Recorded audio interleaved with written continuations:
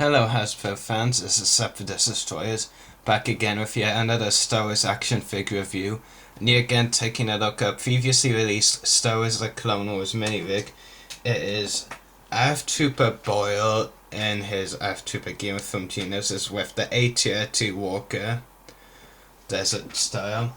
Now I don't have the packaging or the diorama background or anything that came with it like that, but I do still have Boyle's card.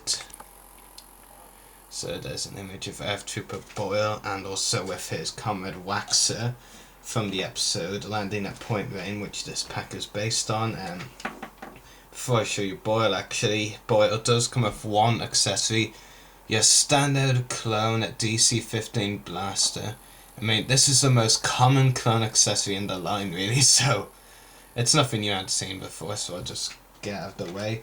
And then we'll take a look at the actual Boyle figure. So he was the first desert-styled ARF to be released by Hasbro. The other two, the Generic 1 and Wax, were late released in 2011. This one came out in 2010, I believe.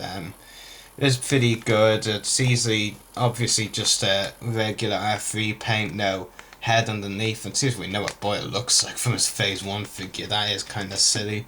But the paint applications overall are great.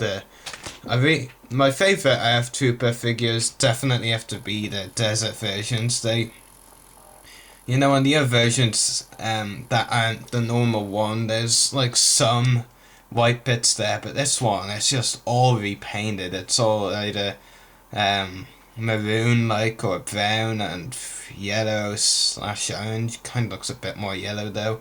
And what really is cool as well is the Numa marking on the side of his helmet. I really like that.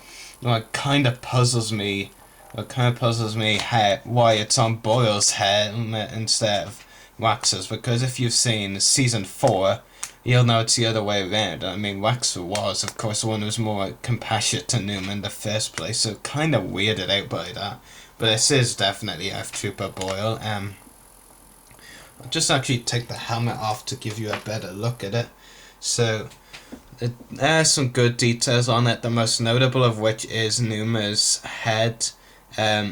You also have a red triangle on his visor there, a blue stripe on his helmet, the cone-like part of the ARF Trooper helmet, and basically that's the detail on the helmet.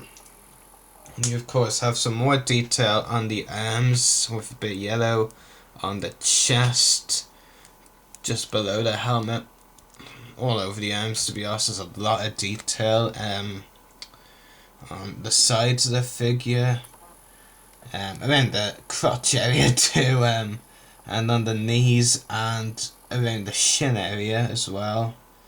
So a lot of detail, and I'll go to the articulation now.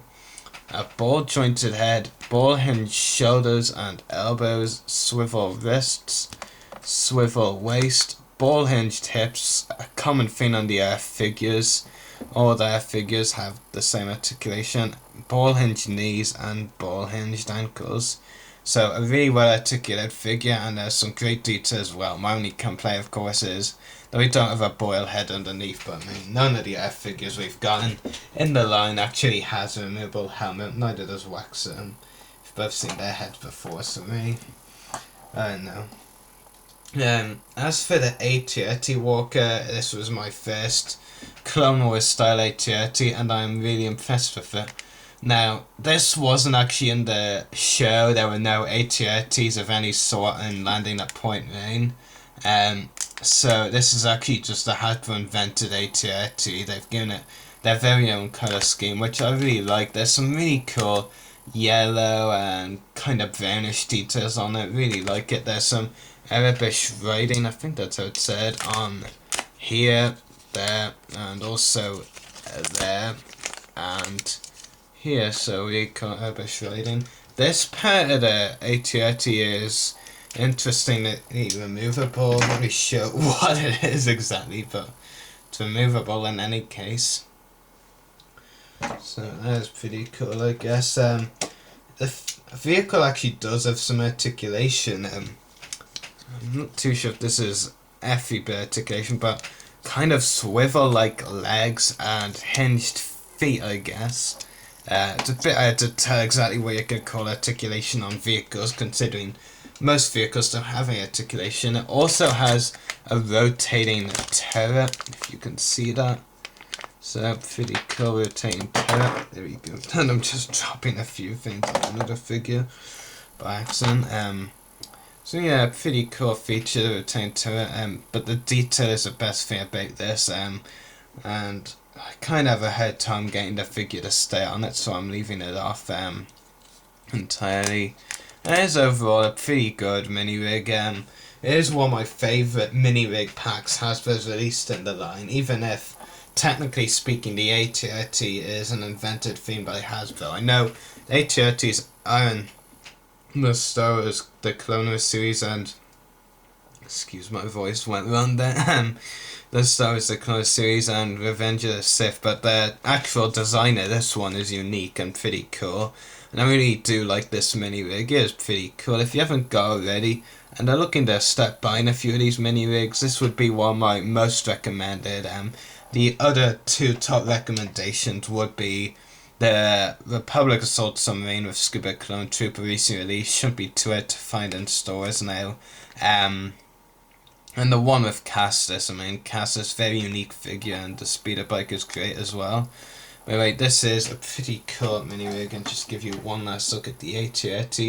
Probably rate it 9 or 9.5 out of 10. It is almost perfect, to be honest. But yeah, another more older stuff coming soon. I still have yet to receive the newer 2012 stuff, but I do have 2012 stuff on the way. I can confirm that Clone Wars related 2012, I've got the Wave 2 Obi-Wan Kenobi on the way.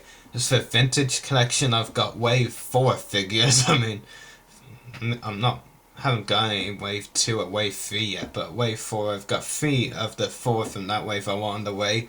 Norman Nora, Ayla Secura, and the 501st Clone Trooper. I just need Kataba now to basically conclude that wave, and that's some of the 2012 stuff I'll be reviewing soon. There's another Clone Wars mini rig 2012 that I will be reviewing soon as well, but not quite soon, not for a few weeks anyway. But anyway, hope you've enjoyed this review.